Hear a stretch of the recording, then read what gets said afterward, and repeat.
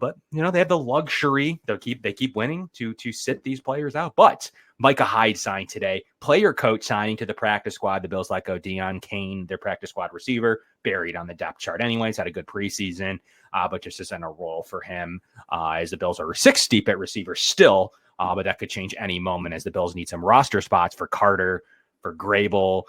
So we'll see how that plays out with their roster. But Kevin, you're looking at a situation to where Micah Hyde's back. You have people all over the spectrum on this, so I want to get your take on it. Really great for the locker room. Sean McDermott has already stressed that he's not just bringing anybody in this locker room. Did you know that Sean McDermott is now the top 10 in winning percentage for coaches with 100 games plus? So now he's the second winningest coach since 2020. Top 10, the most of the coaches there are in the Hall of Fame. So it's been a great run for the Bills, and Sean McDermott is protecting the culture. Signed. He was asked about it, Micah Hyde, and coming back and the situation with his kids in San Diego and his wife and the cold. And he's glad to be back. He said this is his last stretch, so at least we know that. But to the practice squad. So where are you on the spectrum of, is he just a player coach?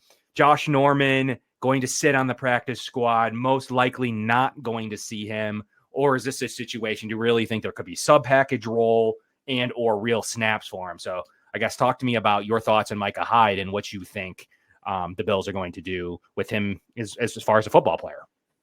Well, first of all, did you know that this was happening? I mean, I guess no one really knew, but did you have any tells or any speculation that Micah could actually sign? Because I saw over the last couple of days that there was a lot of smoke, and I'm like, why are people talking about Micah Hyde so much lately? And then within hours, it was announced that the Bills signed him. So did you know anything about this? Yeah, I caught some smoke in a sense. His locker room was there. Some players were talking about it. They kind of always felt. I personally thought he'd come back at the bye. That was what I had thought. I thought he came back a little bit late, but there could be school. Maybe with school winding down for the holidays, it's easier to travel and leave and be here for a couple of months. But ultimately, I did think that he would come back. I thought it would be a few weeks earlier, but there is for sure some talks of Micah Hyde returning. So I did have a sense. I didn't know that it would be today. But it's always, if it was going to be a day, it's going to be a Wednesday. I just figured it'd be 2 weeks ago or maybe 1 week ago. But ultimately, the Bills chose this week. Maybe the snow played a role in that. I think possibly there could have been some factors. But ultimately, last week probably would have made sense coming off of the bye. But they ultimately chose this week as Micah Hyde addressed that he had some discussions on. It was a wild few days for him. So a little bit of a sense, yes. Unfinished business. Now, I'm not shocked in the sense that Micah Hyde is back, because we've been saying right along throughout the summer that we could totally see this. Remember back in 2016, same thing with Lorenzo Alexander when the Bills said, hey, be ready. We might call, or was it 2017? Either way, it was, hey, be ready. We might call you for making a push for the playoffs. Just stay in shape, do some training by yourself. And if we need you, then we'll call you. So we've been predicting this right along. The part that shocks me, though, is that the Bills don't actually need him right now, because it's not performance-based, because Taylor Rapp and Damar Hamlin have been playing very, very well as of late. And it's not injury-related either, because, knock on wood, the Bills haven't been dealing with a lot of injuries on the back end. So I'm not surprised that Micah Hyde is back in Buffalo in general. I'm just surprised that they did it now, because everything has been going so well. The Bills didn't hit a rut where it was like, oh, man, we better call Micah Hyde. Everything's been going so smoothly. The Bills just won the AFC East. They're on a 7-game winning streak. They've just been dominating these teams. They beat Kansas City and San Francisco by a combined 34 points. That's why I guess I'm just more surprised at the timing of it. But all that to say, I think this is great. I don't know how you can see this as a bad thing, because he's just on the practice squad. He's not taking up a spot on the 53-man roster right now. And all of that knowledge and just that veteran presence in the locker room, I mean, I think you can only reap the rewards from it for a younger secondary. I know that they do have some veterans there, but as much as I've liked the game that Damar Hamlin's been playing, same thing with Taylor Rapp, it could come down to a crashing halt in the playoffs. You never know what's going to happen. So I just like to have that stability, and I like to get that culture piece back in the locker room, because everyone just loves Micah Hyde. So speaking on it from that standpoint, again, I don't know how you can not like this move. there's really nothing to look at and say like that was a negative move. Like you'd be reaching. Like I know there's some of this like let's out with the old. Like we went younger this year. They got younger and faster. The Bills have been playing. It's been paying off. None of that needs to change. Ultimately, it's no different. Like you mentioned Lorenzo Alexander. There's still plenty of Jordan Phillips. The 3 times he's come back. Yeah. I mean, you have Shaq Lawson. 2 years ago. You have plenty of examples. Yeah, you have AJ Klein went and started a playoff game like that. That should have been talked about more than this. Now you have a player who really knows the defense. I think there could possibly be a sub package role. I think here's my prediction for him. 5 weeks makes sense. You know why? I think it comes down to how many weeks. This is why they picked this week over last week or 5 weeks ago or whatever it may be, or when they had lost a couple. I think they chose this week because that's how many weeks that they feel that Micah Hyde needs to practice and get ready to play in a game and help out and, implement whatever theories and thoughts that he has. And then guess what? You have 3 practice squad elevations that you can use for free at the end of the year and not cost a roster spot. He's going to get called up for those 3 division games that we keep talking about. How much are they going to matter? The seeding and all this and that. I think he gets elevated for those games. And then it resets in the playoffs. Pretty simply, if you follow last year or every single year, you can call up. There's no maximum. So every round you make, you can continue to call up the players that you'd like to call up. So for me, it's 2 weeks of practice, in these the big Detroit game, big Rams game, the 3 division games, which he could get elevated for and play a sub package role. It's not hard to assume that he would take Cam Lewis or Ingram. They've each played about 10 snaps, those snaps. Like ultimately, those are practice or those are, special teams players. Those are guys where they've played well in stretches. You've had an Ingram pick 6. You've had Lewis have some good games. But he could come in and take those snaps right away. It's not going to change much. He's going to be a productive player on the field. You don't have to rely on him in certain situations. That's really where I come down to thinking what the playing plan could be for him. That's why 5 weeks, 2 weeks getting up to speed, the 3 weeks of elevations, and the Bills can make up their mind how much he played, if he needs to come up in the playoffs and have him ready in case of emergency. But Kevin, I think 2 injuries, not even just 1, for him to actually be a starter. I'm thinking 2. It could be 1, but I'm going 2 injuries of players before he would get like meaningful snaps ASAP. I don't know where you stand on that, but ultimately I think the Bills would still play Cole Bishop over him. You could even go, will they play Kareem Jackson over him or Cam Lewis? I don't know, but I really think it would take multiple injuries for him to see every down playing position. But I'm kind of in the middle on it. I think that he has a little bit of a role. I don't think it's going to be a big role, but I also don't think you're never going to see him. So I think it's all circumstantial. Those 3 games at the end of the year, 2 of them at home in front of the home fans, and you could utilize him in those games, I think is the right kind of fit rather than the 49ers and the snow, the Chiefs game, and the Lions game. Yeah, I agree. I'm pretty much in the middle too, but honestly, I really don't want to see Micah Hyde play for this point right here. As much as I love Micah, I want to continue on with what I was just talking about, because if you'd see Micah, that probably means that there's a performance-based issue or an injury issue. And to Joey's point right here, he says, so you're going to take Damar Hamlin off the field, who is the most voted free safety Pro Bowl, to put in Micah Hyde.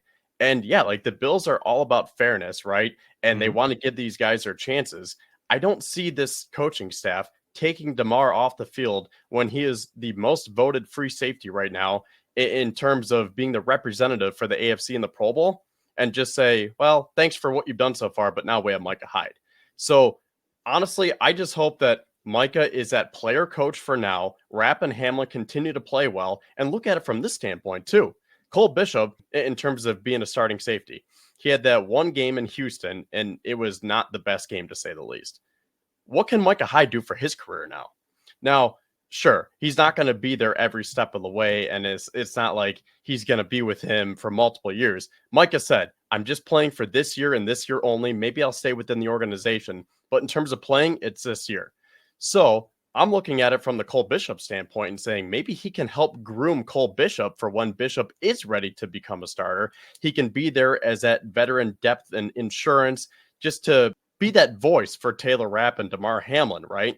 Sure. So all in all, I hope we don't see Micah because of what I just said. But at the same time, if we do see him, then it's Micah Hyde. Like, fire me up. I don't think they're mutually exclusive. So the difference is, like, once again, to my rant, I don't think Damar Hamlin has anything to do. It's once the Lewis And so why I'm in the middle is he's not minus an injury. It's the Lewis and it's the Ingram snaps. It's nothing to do with DeMar or Rapp. So I think that's the difference. Is it has nothing to do with those reps from those players.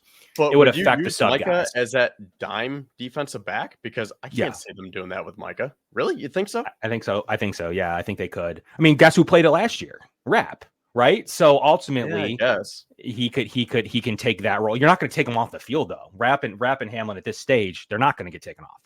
So it's just the reps that maybe are going to the other two backup safeties or corners, I guess, depending on what you consider Ingram at this moment. I don't think it's necessarily DeMar Hamlin would ever get punished. But ultimately, like the All-Pro reps or the Pro Bowl reps, like the Pro Bowl vaults. I mean, that's just a little bit of him getting shafted last year from the comeback player of the year. He's not the best safety in the NFL. Like that's silly. Like we know that he's not the best safety in the AFC. He's not. Like he's a safety too. That's played well. He's played well in stretches. He's certainly not a Pro Bowl player. Like I don't even think he's better than Rapp, let alone multitude of safeties we could go over. So I think that there's a little bit of an homage for how well he's played so far. Post what has happened, why he didn't win it over Flacco. So many different reasons. Being a full-time starter after his injury, I think is what that is in regards to. But ultimately, if he plays, it's going to be in a sub role. It's going to be, he could be activated to be right there in the front and center to be able to help call the defense. So there's so many things you could do with him. And so many of them don't involve him starting a football game, but he is there in case of emergency injury in game. Kevin, that's another underrated thing. If an injury happens in game, who better than to take over at the safety spot than Micah Hyde in those situations? But it would certainly take something like that for him to get real snaps rather than end the game snaps. The Bills could be up big in those games. There's so many factors why he could get some playing time, but all we can do is see. I do think that he'll see some time in those AFC East games to end the season, especially at home and especially week 18 when we don't even know what's on the line in those games. So he may be playing in those games for the final time potentially. So we'll see how that all plays out. But any final thoughts on Micah Hyde? Yeah, just to add to that point, I think you might be onto something because the Bills are the first team to clinch the division by week 13 since the 2009 Colts. So the Bills have a little bit of wiggle room now. As much as we want to get the 1 seed, when we get to those Patriots and Jets games coming up, you might want to rest your starters. And I'm not a big proponent of saying that the starters should rest multiple weeks. Like if they get that 1 seed, I don't think that they need 2 or 3 weeks off. So it might be a little bit of a juggling act for McDermott to figure out who needs to play and when they need to play. So maybe you're going to see guys like Micah Hyde or Kareem Jackson, for that matter, get some snaps just to take the pressure off and to preserve the bodies of Taylor Rapp, who we know he plays a physical game. Same thing with DeMar. So maybe, again, I just keep coming back to it. Between his knowledge and experience, I don't see how this can be a bad move when it's probably just going to be McDermott trying to figure out some of these pieces as we get ready for the playoffs. Yeah, I think that sounds right. And then we don't know. A player could get a rest 1 week and not the other. So ultimately, I think the Bills need to win 2 games. They need to see the Chiefs probably drop a game. Otherwise, it's going to be tough to know, like we were talking about last week on the show, if the Bills are 2 games back with 2 left, it's going to be a really tough act to see how McDermott plays at. So if they're still 2 back at that time, can you really go all out assuming that the Chiefs are going to lose 2? It's tough for me to assume that would be the solution they would take rather than mixing and matching in that Jets and Patriots game in back-to-back. There's still a theory then if, you got to preserve the 2 seed, you got to see what the AFC North does with both the Ravens and the Steelers. But if that would mean if the Chiefs haven't really lost much, that would mean the Steelers have lost to the Chiefs. So the Bills may be in good standing for that. The Steelers and Ravens still have 1 game left. So there should be some wiggle room, but the Bills still probably want to preserve the 2, be healthy for most likely Denver at this stage. That's who's very likely to be the 7th seed, maybe a chance at LA, but it's most likely Denver. They play again, but LA has won the first time. So if LA wins that again, it's almost certainly Denver. So the Bills will have to be ready for that Denver situation. And quite frankly, those are the games you could see Micah Hyde in leading up to the 2v7 game, which no 7 has beaten a 2. The Bills have been the 2 many times since the rule change, which is unfortunate. But this last year it happened where Green Bay upset Dallas in a 2v7 game. So that's something that you have to always remember with these upstart teams who are young, hungry, with a young quarterback, rookie quarterback. Sean McDermott's great against any quarterbacks like that, but the Bills have to be awfully careful in those games.